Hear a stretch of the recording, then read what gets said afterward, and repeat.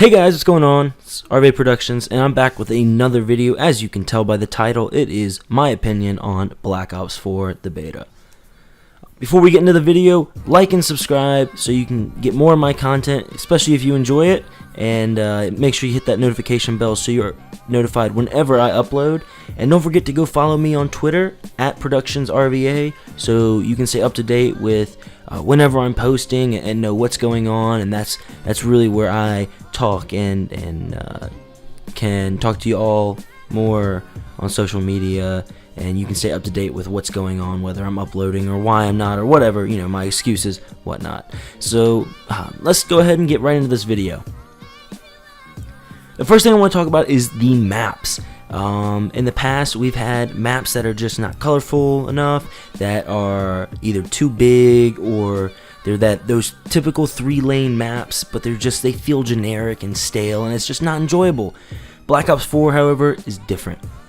They still have those 3-lane maps, but they don't feel as stale. They flow very well, and you know they're the typical Treyarch maps. They do well, and they have many different angles that you can come into. They have the general like middle area that is large and where all the killing is going on, and they have the side lanes where you'll have the occasional 2 gunfights at a time going on, and you know, I think these maps flow very well that we've been introduced to on the beta, and I'm looking forward to see what the rest of the maps do. As for the colors, most of these maps have pretty good colors. The majority of them, I will say, do. The snowy map, it kind of is gray, but I mean that's what you're gonna get. They try to add in like yellow accents and whatnot on crates and stuff, and you know, I think it's a good contrast, and I think these maps are all visually pleasant, and I enjoy them.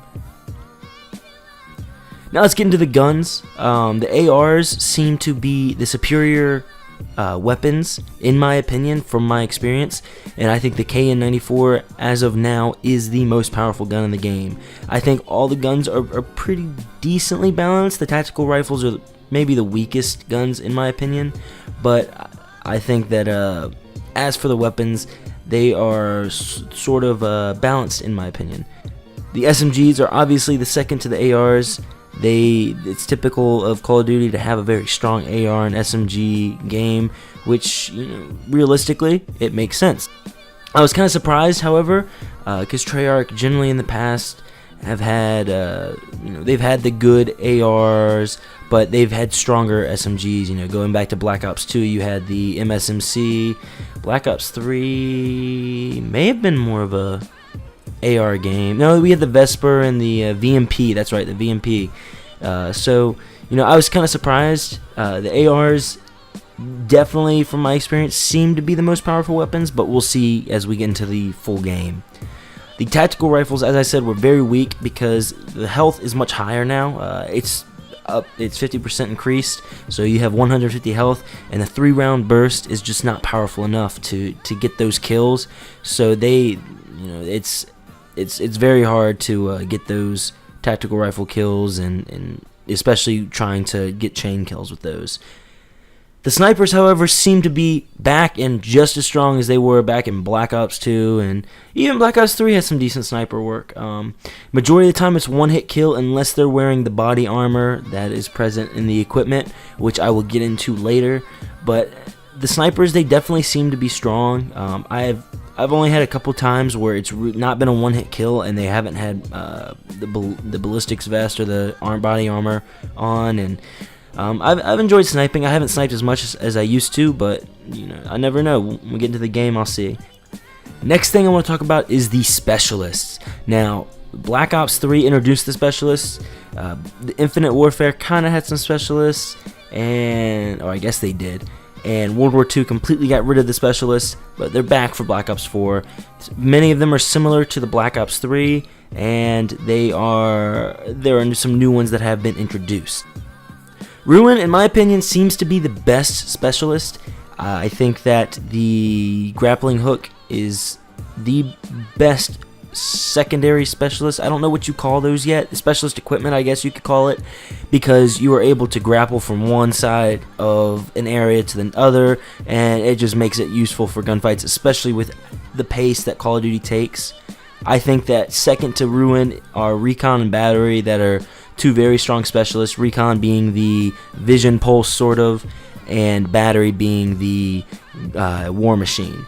I think those two are the second and third strongest. I wouldn't really try to put those two in a ranking system. I think they're all these three are very strong though. Other than that, the specialists seem to be pretty balanced, not terribly overpowered or too strong for players without their specialist abilities available. I've had multiple times where someone playing as Ruin uses their gravity hammer or whatever you want to call them, and I've been able to kill them while they're in the air. I think it's happened to me too, and I've gotten pissed about it, but I think it's a good thing that you're able to counter these specialists, and I do not feel that they're too overpowered to where I do not want to play the game if I'm not earning them. The specialist abilities, however, are limited to one player in all available game modes except for Team Deathmatch, which I think it's a good thing.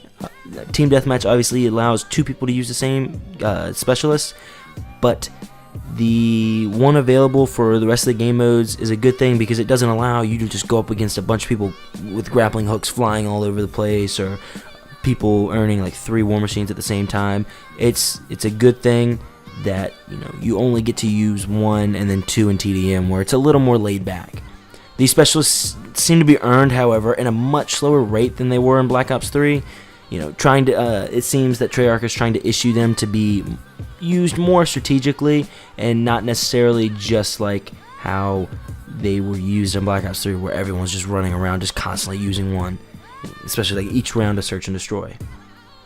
Getting into the equipment, I think the Stim Boost is all you really need to use. I think it's the best piece of equipment that is, and in a sense it may even be a little overpowered.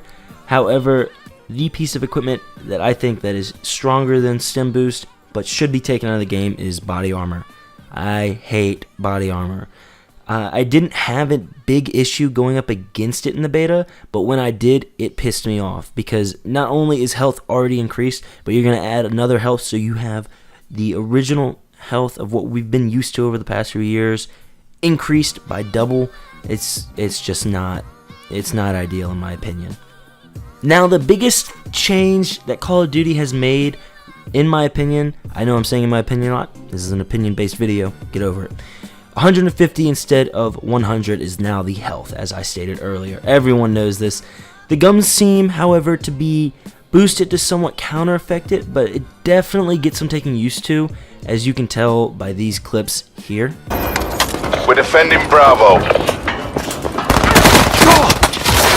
Oh my god, man! Fuck! TACOM, launch a UAV.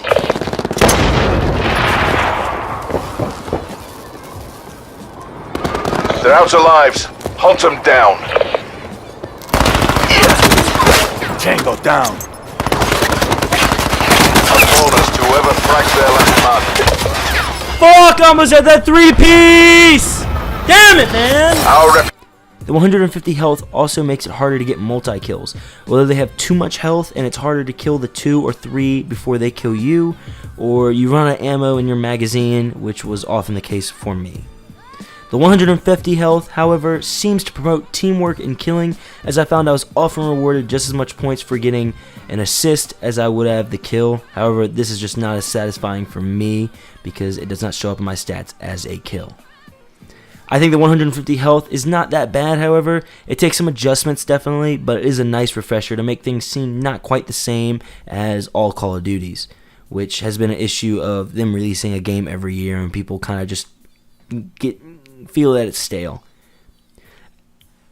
I also found myself trading kills a lot more than I ever had in previous Call of Duties. By this I mean myself and the person I kill each other at the same time, and it's a little frustrating, but I'm used to it from other games like Battlefield and whatnot. Finally, I want to get into game modes. The game modes that were released were a nice mixture, and obviously were not all of the modes that will be available in the final game. Search and Destroy, my personal favorite game mode through all the years, seemed to flow well in these maps that they've released. I really enjoyed it, and in fact, the gameplay, if you watched my video yesterday, The gameplay in the background was my first search and destroy game, and I went 12-3. Not to brag, but I've enjoyed search and destroy so far on this new game. Capture was a good mixture of hardpoint and domination. I think is kind of the best description that you can give of it. It's now one of my personal favorite modes. The capture points, having 2 of them and being multiple rounds, it's a good change up.